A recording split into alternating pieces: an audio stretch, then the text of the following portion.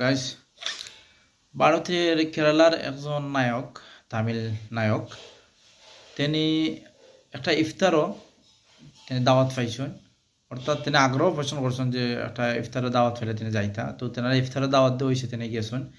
গিয়া মুসলমানের মানে সব কিছু কীভাবে কীরকম, ইসলাম কীরকম, এটা তিনি একটু আন্তাজা করছেন।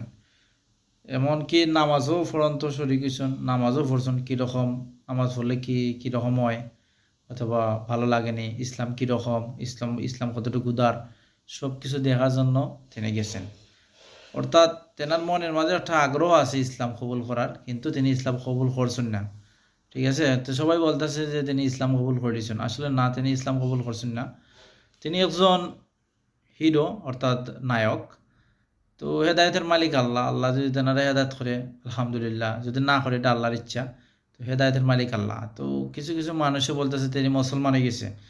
আসলে আমার এটা বিভ্রান্ত আর কিছু না। আসলে মুসলমান হয় নাই, সে এখনো মুসলমান হয় নাই। মুসলমান হওয়ার আগ্রহ আছে তার।